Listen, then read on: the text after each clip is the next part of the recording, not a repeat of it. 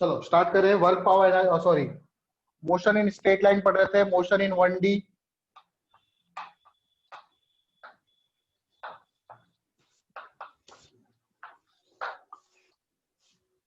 Question है, find the magnitude of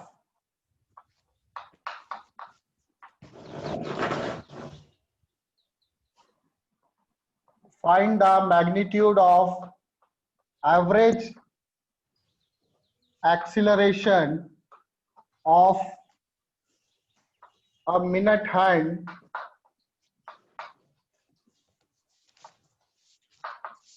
a minute hand of a clock in rotating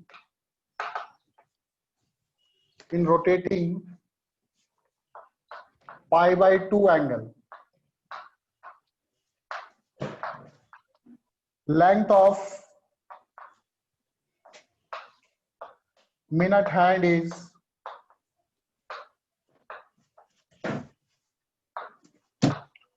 14 centimeter. Find the magnitude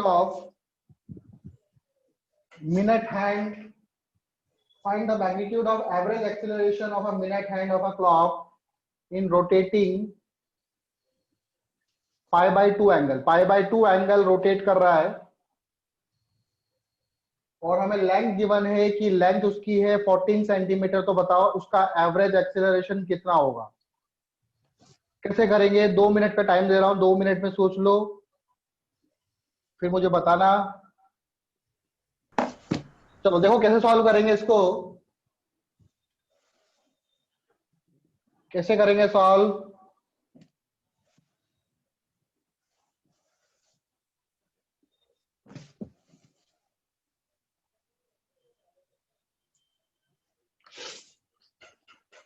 चलो देखो इधर minute hand की clock है। अच्छा पहले तो एवरेज एक्सीलरेशन का फॉर्मूला क्या होता है?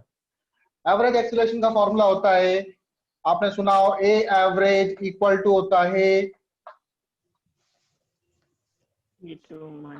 v2 vector minus v1 vector divided by t2 minus t1।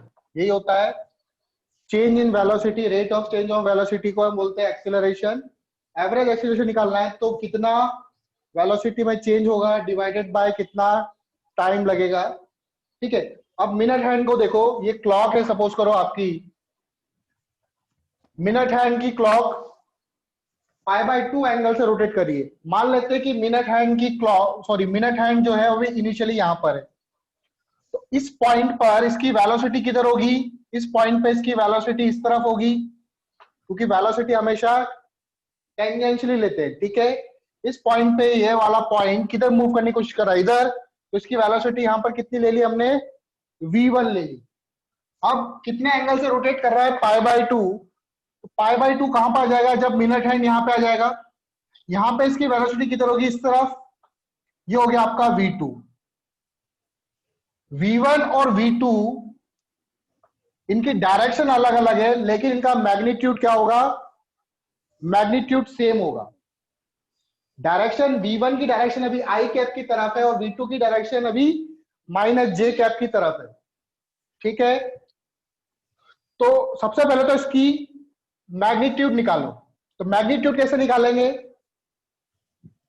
तो देखो मिनट हैंड का मुझे लेंथ दे रही है 14 सेंटीमीटर। ये मिनट हैंड पूरा चक्कर कितने टाइम में काटती है? यहां से हम लोग स्पीड निकाले, v बराबर मैग्नीट्यूड निकाल रहा हूं मैं। v वेक्टर का मैग्नीट्यूड क्या होगा? That is 2πr divided by t। क्या यही होगा? Distance upon time. एक पूरा चक्कर 2πr का डिस्टेंस कवर करी और एक पूरा कंप्लीट सर्कल कितने टाइम में पूरा करती है? 1 आवर में। तो 2πr, पाई की वैल्यू दे रखी है हमको, सॉरी पाई कितना होता है? 22/7। r कितना है? रेडियस हमको गिवन है 14 सेंटीमीटर। और टाइम कितना लगा इसको पूरा घूमने में? कितना टाइम लगा? 1 आवर। तो 1 आवर को आप चेंज करो किसमें, सेकंड में, 60 इंटू 60। टाइम कितना है 1 आवर, तो 1 आवर को चेंज करेंगे तो कितना आएगा 60 इंटू 60। ठीक है, 7 टू जा 14, 2 टू जा 4, 4 इंटू 22 डिवाइडेड बाय 60 इंटू 60। ये क्या आ गया सेंटीमीटर पर सेकेंड। ये आपका क्या आ गया, ये आ गया मैग्नीट्यूड। ठीक है, अब एवरेज एक्सीलरेशन का फॉर्मूला लगाओ। एवरेज एक्सीलरेशन का मैग्नीट्यूड चाहिए। अच्छा पहले v2 v1 निकाल लो। v2 वेक्टर कितना होगा, पहले v1 निकालो। v1 वेक्टर क्या होगा, v वेक्टर का मैग्नीट्यूड, और डायरेक्शन किधर है इसकी, प्लस आई कैप की तरफ। तो मैं क्या लिखूंगा आई कैप,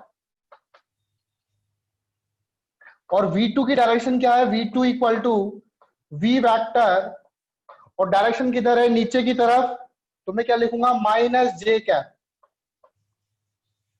ठीक है, v1 वेक्टर v2 वेक्टर का आ गया आपका। इसको रब कर रहा हूं मैं अब। Average acceleration a average v2 vector, that is v vector minus j cap minus v vector का magnitude into i cap divided by t2 minus t1। कितना टाइम लगेगा इसको, यहां से यहां तक घूमने में 15 मिनट, तो 15 मिनट। 15 मिनट को आप चाहो तो सेकंड में चेंज कर दो, 15 इंटू 60। ठीक है, ये क्या आ गया, टाइम आ गया आपके पास। अच्छा v वेक्टर का मैग्नीट्यूड साइड में लिख लो कहीं, v वेक्टर का मैग्नीट्यूड कितना है, 488 हो जाएगा नीचे, सॉरी 88 इंटू 60 इंटू 60 सेंटीमीटर पर सेकेंड। इसमें से कॉमन निकाल लो, ए एवरेज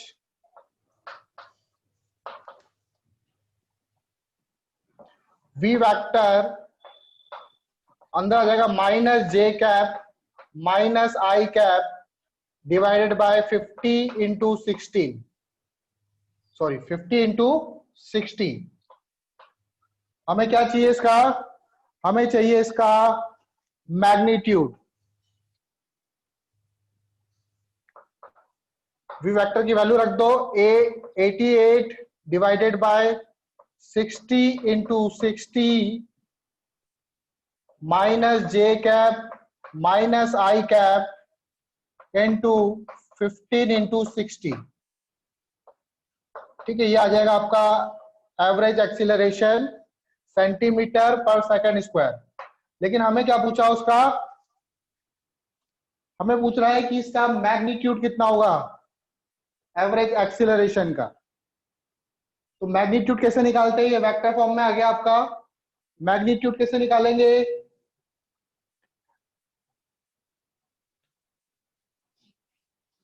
मैग्नीट्यूड निकालना आता है आप लोगों को। जैसे a vector equal to a x i cap plus a y j cap हो, तो इसका मैग्नीट्यूड कितना होगा, ए वेक्टर का मैग्नीट्यूड बराबर ए एक्स का स्क्वायर प्लस ए वाई का स्क्वायर का अंडर रूट, ऐसे निकलता है। तो यहां पर भी क्या होगा, फॉल्स हो गया सर। एवरेज एक्सीलरेशन का मैग्नीट्यूड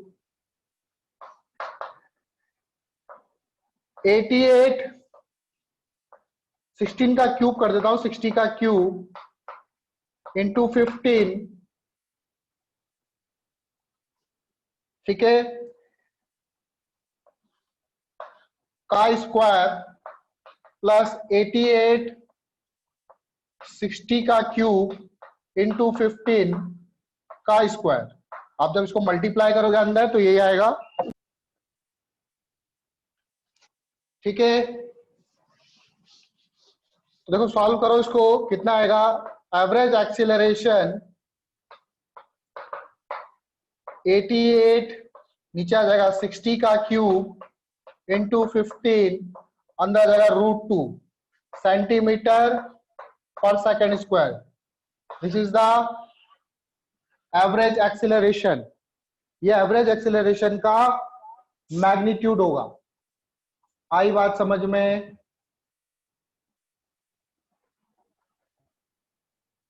एवरेज एक्सीलरेशन की डायरेक्शन किधर होगी? v1 इधर है, v2 इधर है।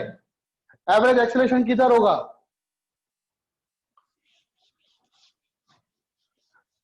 आपको मैग्नीट्यूड तो पता चल गया एवरेज एक्सीलरेशन का, लेकिन डायरेक्शन देखो। अगर मैं v1 ऐसे बनाऊं और v2 ऐसे बनाऊं, तो मुझे पता है कि एवरेज एक्सीलरेशन की जो डायरेक्शन होती है वो क्या हो, किस तरफ होती है? v2 minus v1 divided by t2 minus t1। तो इसकी डायरेक्शन v2 माइनस v1 की तरफ होती है। तो v2 माइनस v1 किधर आएगा? v2 इधर है, माइनस v1 क्या इधर होगा? Minus v1। अब इन दोनों का रिजल्टेंट किधर आएगा? इस तरफ। तो this is the direction of average acceleration. इस तरफ इसकी डायरेक्शन होगी एवरेज एक्सीलरेशन की। आई बात समझ में? एवरेज एक्सीलरेशन की डायरेक्शन v2 माइनस v1 की तरफ होगी। ये आपका v2 vector minus v1 vector होगा।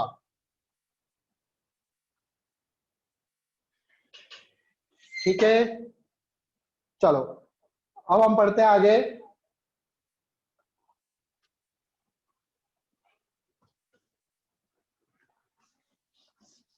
इस तरह से हम लोग एक्सीलरेशन के क्वेश्चन करेंगे, जिसमें आपको एक्सीलरेशन फाइंड करना होगा।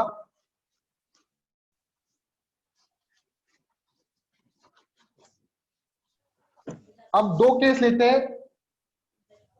मान लो अगर बॉडी पर कांस्टेंट एक्सीलरेशन लग रहा है, तब किसी समय पर उसका कितना डिस्प्लेसमेंट होगा, किसी टाइम बाद उसकी कितनी स्पीड होगी, वो सब फाइंड करना। ठीक है, और फिर हम बाद में करेंगे उसके बाद जब एक्सीलरेशन वेरी कर रहा हो। ठीक है, तो पहला टॉपिक डालो, अगर एक्सीलरेशन आपका कांस्टेंट है, ध्यान रखना ये बात, कांस्टेंट एक्सीलरेशन होना चाहिए। अगर एक्सीलरेशन कांस्टेंट है तब क्या होगा? मान लो एक बॉडी है, कार है या बॉडी है, इसकी इनिशियल स्पीड थी u, इनिशियल स्पीड कितनी थी u, इसका एक्सीलरेशन हो रहा है, एक्सीलरेशन गिवन है आपको कितना a। Sir, the video is blur. Video blur हो रहा है? No, sir. ठीक है।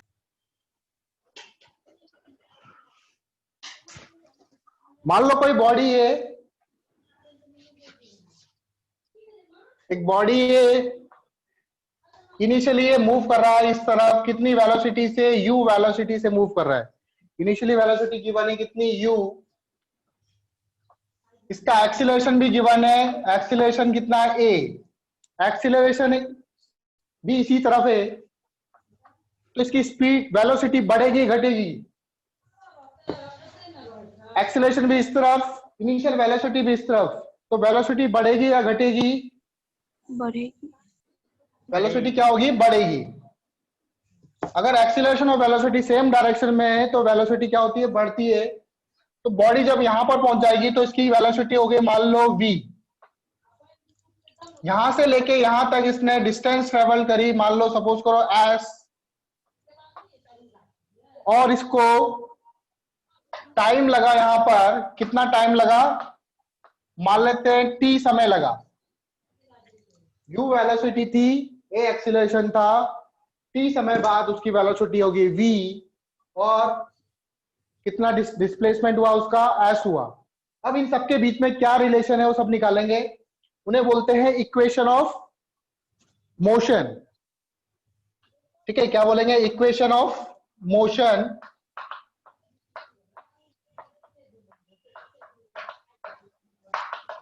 तो पहली इक्वेशन देखते हैं। फर्स्ट इक्वेशन, फाइनल वेलोसिटी पता है, इनिशियल वेलोसिटी पता है, एक्सीलरेशन पता है, टाइम पता है। एक्सीलरेशन इक्वल टू क्या होता है? Final velocity minus initial velocity. यहां पे टाइम कितना था? 0 समय था, 0 से लेके t समय तक। तो t माइनस 0, यहां से क्या आ जाएगा आपका? v बराबर v minus u equal to A T, और आप बोल सकते हो v बराबर u plus A T, v बराबर u plus A T. This is the first equation of motion. ठीक है, v आपका फाइनल वेलोसिटी है, u आपका initial velocity, a acceleration, t time. ये आपने पहले भी पढ़ चुके होंगे शायद। सेकंड हमको निकालना है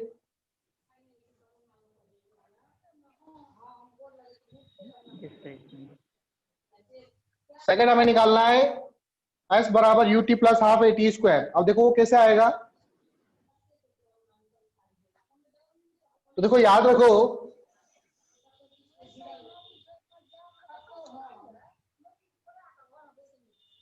जो एवरेज स्पीड होती है, मैं बताऊंगा ये फॉर्मूला कैसे आया। एवरेज स्पीड जो होती है वो होती है initial velocity final velocity divided by 2। Average speed क्या होती है, initial velocity plus final velocity divided by 2। ये फॉर्मूला का डेरिवेशन बताऊंगा कैसे आएगा, अभी खाली याद रखो। और v एवरेज क्या होता है, टोटल डिस्प्लेसमेंट। टोटल डिस्प्लेसमेंट कितना हुआ, s, और टोटल टाइम t, तो इसको क्या लिख सकता हूं, s बाई टी। यहां पे क्या हो जाएगा, u plus v by 2, s equal to, अब v की जगह मैं ये लिख सकता हूं u plus A T, s v की जगह मैंने लिख दिया u plus A T by 2।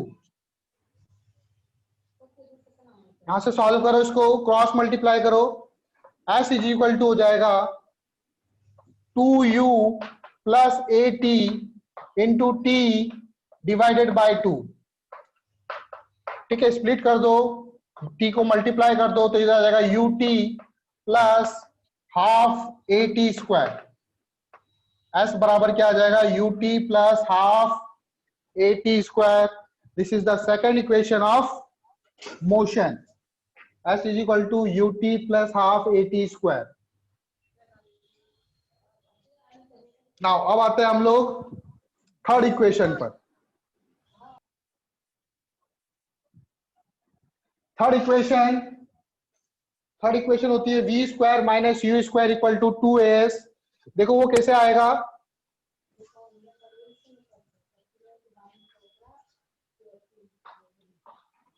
तो पहली इक्वेशन से मुझे क्या मिला, v बराबर u प्लस ए टी। पहली इक्वेशन से मुझे क्या मिला, v बराबर u प्लस ए टी। यहां से टाइम निकाल लो, टाइम इक्वल टू क्या आ जाएगा, देखो v minus u, time equal to आ जाएगा v minus u by a. Time बराबर क्या आ जाएगा, v minus u by a. इसको इस टाइम में डाल दो, यहां से देखो s by T, v average बराबर मैंने क्या बताया था आपको, u plus v by 2। Initial velocity plus final velocity divided by 2, ये आपकी एवरेज वेलोसिटी होती है। और एवरेज वेलोसिटी को हम लोग लिख सकते हैं total displacement upon total time, u plus v by 2। Cross multiply करो,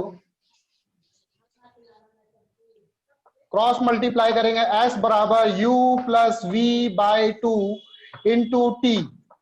अब ये जो टाइम है, इस टाइम की जगह में ये वाला टाइम रख सकता हूं, तो s बराबर u plus v by 2 into v minus u by 2,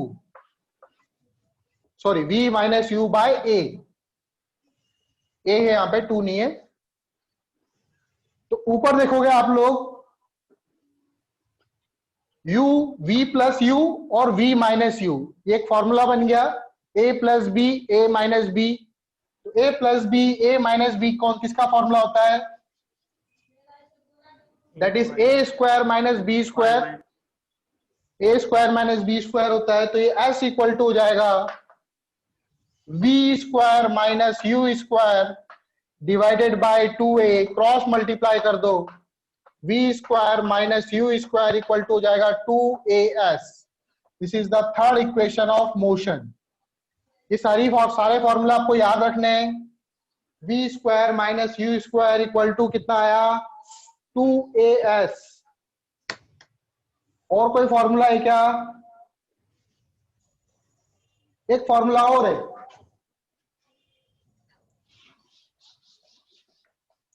sir 3 formula तो है। 3 फॉर्मूला हो गए।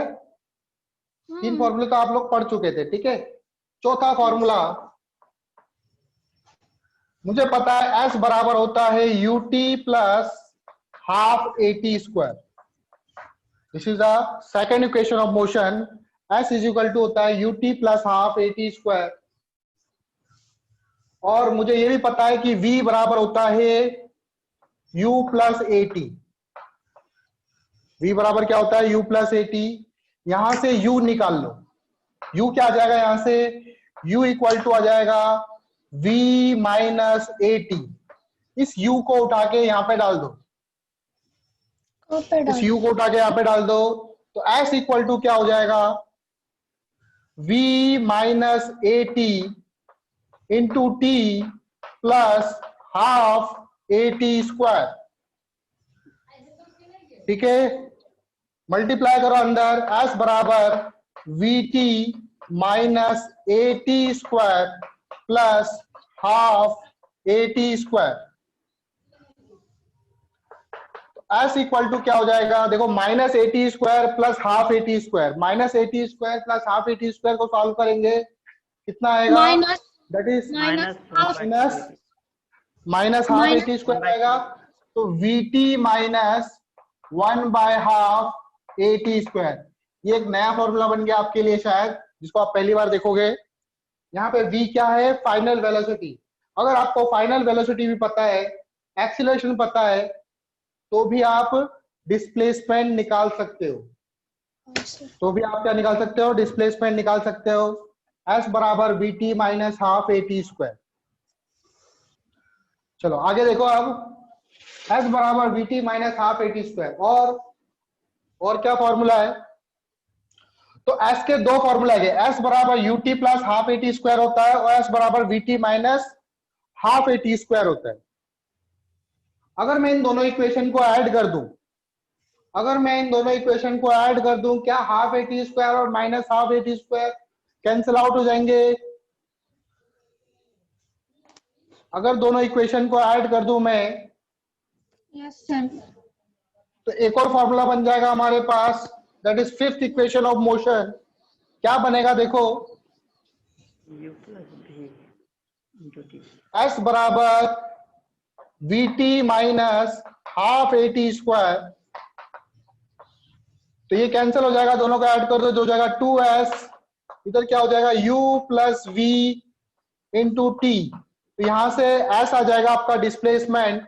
S बराबर U plus V by 2 into T।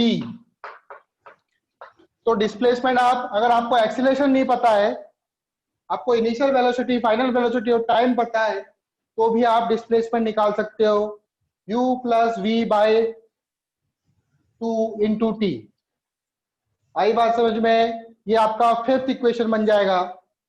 और सिक्स्थ इक्वेशन देखते हैं हम लोग। सिक्स्थ इक्वेशन, S बराबर U plus V by 2 into T। और अगर इसको मैं टोटल, क्या है? S क्या है? Total displacement. दोनों तरफ इसको T से डिवाइड कर दूंगा, ऐसा कर सकता हूं। तो total displacement upon total time क्या होता है? क्या ये average acceleration, sorry average velocity होती है?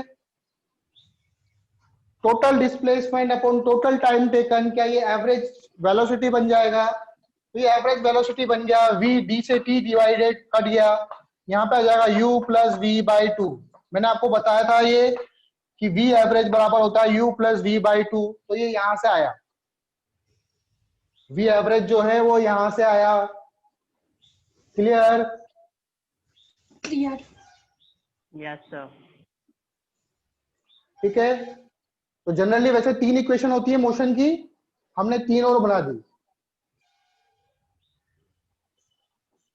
ठीक, तो आपको ये सारे छोटे मोटे फॉर्मूले याद रखने हैं, ठीक है, 6 के 6 इक्वेशन। इसके अलावा एक और फॉर्मूला होता है, that is displacement in n second. वो भी इक्वेशन ऑफ मोशन का ही है। 7th इक्वेशन बोलोगे आप इसको, that is displacement in nth second. Displacement in nth second में कितना डिस्प्लेसमेंट हुआ। अब nth सेकेंड का मतलब क्या होता है, जैसे मान लो एक बॉडी है, स्टार्ट हुई, अगर मैं आपसे बोलूं कि फर्स्ट सेकंड में उसका कितना डिस्प्लेसमेंट हुआ, तो फर्स्ट सेकंड कहां से चालू होगा और कहां पर खत्म होगा, कितने सेकंड से फर्स्ट सेकंड चालू होगा।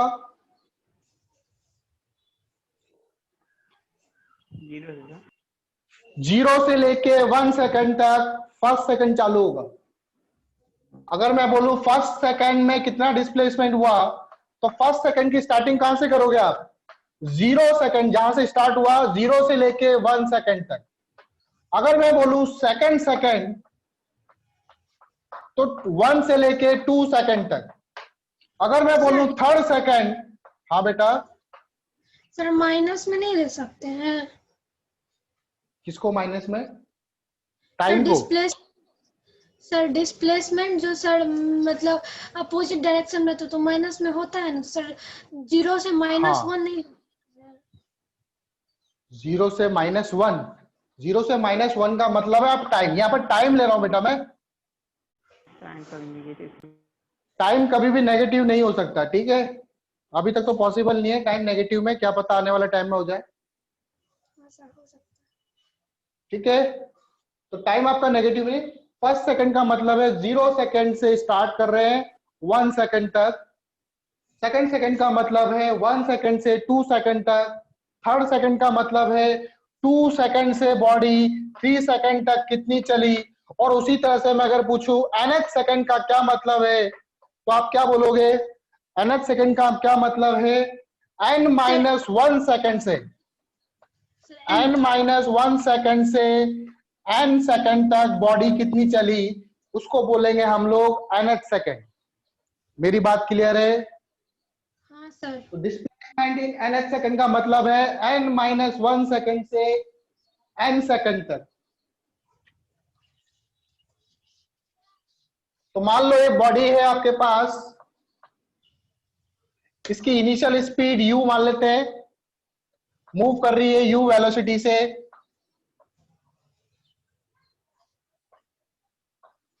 मान लो यहां पे इसको टाइम लगा कितना, n-1 सेकंड तक। n-1 सेकंड पे बॉडी यहां तक पहुंची, तो इसको लिखूंगा मैं डिस्प्लेसमेंट इन Sn-1। Sn-1 का मतलब है डिस्प्लेसमेंट इन n-1 सेकेंड। और n सेकेंड ये इसके बाद आ रहा है, तो इसके बाद थोड़ा और आगे चला जाएगा ये। यहां पर कितना टाइम लग गया इसको, n सेकेंड। तो यहां से इनिशियल पॉइंट से लेके ये डिस्टेंस हो जाएगी आपकी डिस्प्लेसमेंट इन n सेकेंड। और डिस्प्लेसमेंट इन nth सेकेंड का क्या मतलब है, n-1 सेकेंड से n सेकेंड, ये वाली दूरी, इसको बोलेंगे हम डिस्प्लेसमेंट इन nth सेकेंड। तो यहाँ पे nth लिखेंगे, एस nth, ये निकालना है मुझे। मान लो इसका एक्सीलरेशन, मैंने बताया कि एक्सीलरेशन कांस्टेंट है, तो एक्सीलरेशन इसका a लेंगे हम लोग। आपको टाइम पता है कितना टाइम लगा यहां तक पहुंचने में, n-1 सेकेंड, और यहां तक पहुंचने में n सेकेंड। तो आपको टाइम पता है, एक्सीलरेशन पता है, इनिशियल वेलोसिटी आपको u पता है, तो मैं क्या डिस्प्लेसमेंट निकाल सकता हूं? Yes sir. तो सबसे पहले हम लोग निकालते हैं, चलो Sn, n सेकेंड में कितना डिस्प्लेसमेंट हुआ, तो मैं लगाऊंगा s बराबर ut plus half at square. यहाँ पे t क्या क्या क्या रखूंगा, t कितना, t रखूंगा मैं n,